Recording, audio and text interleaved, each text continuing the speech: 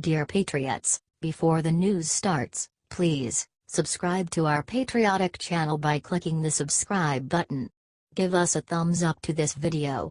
Don't forget to leave your opinion below in the comments section. Share the news on Facebook and Twitter so you friends see it. Thank you. Omarosa just got the worst news of her life from Trump that changes everything. Trump's new chief of staff, John Kelly, is no nonsense for sure. Trump brought him in to help him straighten things out in the White House, and that's just what he's doing. Before he arrived in the Oval Office, people just came and went pretty much whenever the whim struck. But no more. Now, some aides that previously could wander about in the Oval Office, have been frozen out. And Omarosa is one of them. Apparently, according to The Hill, she is considered unfit for serious meetings. Omarosa has been serving as Trump's chief advisor for African American issues. But I wonder if this could have had anything to do with her demotion. I mean, that kind of resembled an episode of the Jerry Springer Show.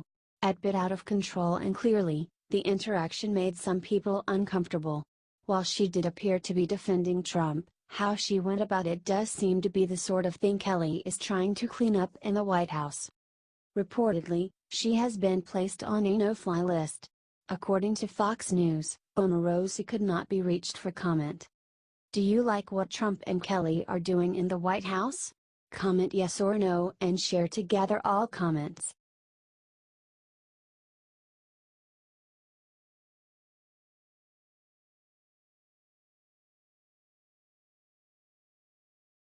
Right after Bill Maher said sick thing about Trump supporters, his audience does something even worse. Hurricanes Harvey and Irma have put the best of America on display, and the worst.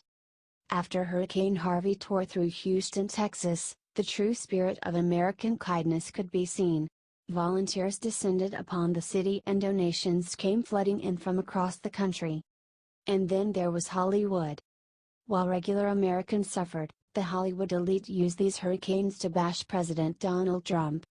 Earlier this week, Jennifer Lawrence claimed that Mother Nature seemed to be punishing Americans for voting for someone other than Hillary Clinton. Now, HBO host Bill Maher seems to be taking that theory even further. During a monologue on his show, Maher gleefully noted that Trump, Rush Limbaugh, and Coulter, and the Koch brothers all have property that will be wiped out by the storm. I'm not gloating, he added, but his smile gave his true intentions away. He is happy that Hurricane Harvey is destroying the lives of Trump supporters. If that weren't enough, the leftist host then played scientist and claimed that climate change was the major contributing factor to these catastrophic weather events. By denying this theory, Maher suggested that the destruction of conservative property was well-deserved. Meanwhile, his entire audience cheered through the disgusting spectacle. Share if you think Maher needs to be taken off air for his terrible remarks.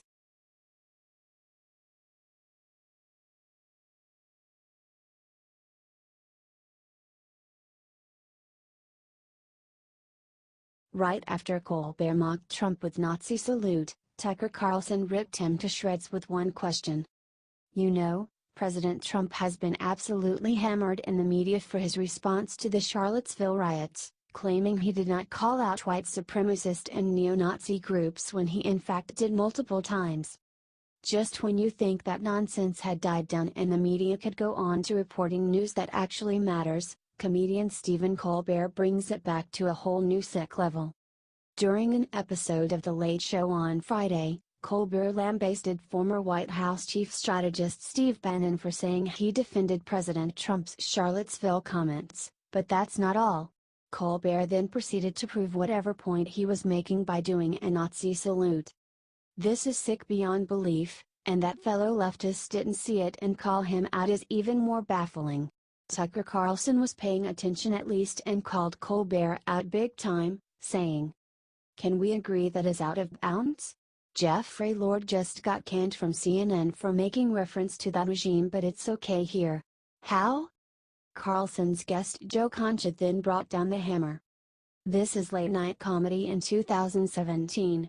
It's unhinged hate. And there is no line anymore to go over because there ain't no line. It is it all anything goes. Then he points at Colbert's total hypocrisy. Look, last week, or at the beginning of this week, Stephen Colbert mocked President Trump's reaction to Hurricane Harvey, and here's the bottom line: while Trump was in Texas twice, Stephen Colbert was on vacation for 2 weeks, and he had the time and the resources to go there and do something himself, but instead, he mocks people from afar. And I think that's all you need to know about the person Stephen Colbert is. He ended. That's the true punchline. Boom. You know, I miss late night comedy that was actually funny and not a total hate fest. This latest Hitler homage is beyond sick, and Colbert's network needs to know this is not okay, so let's get this out there by sharing 10,000 times. HD Real Clear Politics.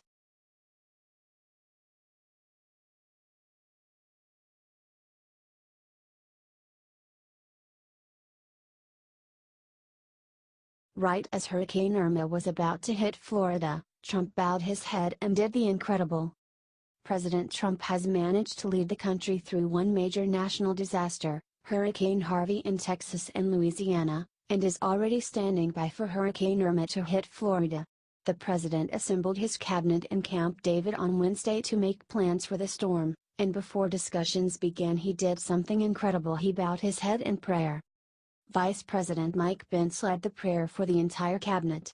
Afterwards, President Trump released a statement detailing his work to address the tragedy and destruction caused by Harvey and Irma, saying, "All of America continues to pray for the families affected by Hurricane Harvey, Hurricane Irma, which looks like it's really going to be a bad one. But we're prepared. We're as prepared as you can be for such an event. All of America grieves for those who have already lost their lives. It is awesome to have a godly man as president, who works hard for us but also acknowledges a power even higher than his." Near the end of his video, President Trump stressed one important thing, urging Americans to stay safe and to take all necessary precautions. Property is replaceable, but lives are not. Safety has to come first, just get out of its way.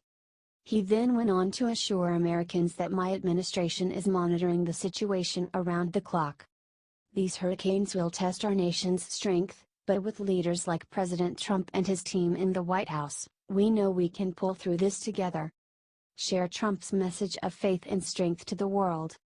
HT Washington Examiner.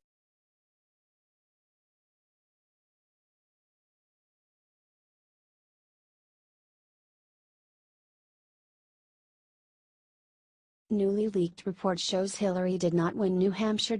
And Dems are panicking. President Trump won the election fair and square, but more and more evidence keeps piling up that his big win might have been in spite of Democratic voter fraud. First there was the study suggesting millions of non-citizens voted. Now there appears to be evidence that thousands of non-residents may have actually given a whole state to Hillary Clinton.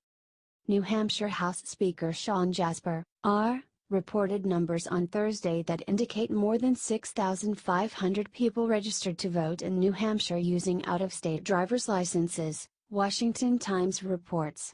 Since the election, many of those people, most of whom were from nearby Massachusetts, never got an in-state license.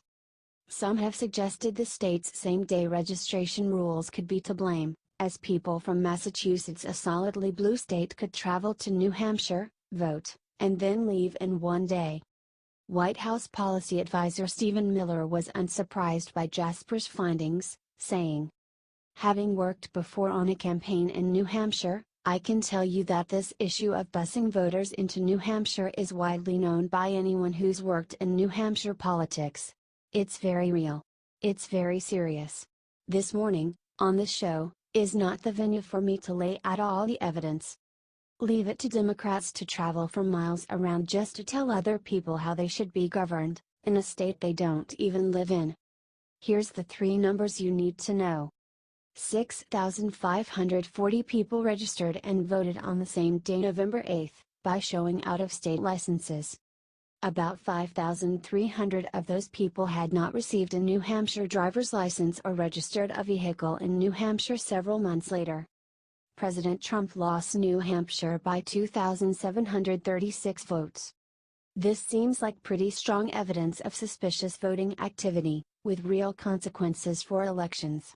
Don't be surprised if you don't hear the media advertise this though, and this absolutely needs to get out there, so share it loud and proud, patriots. Washington Times.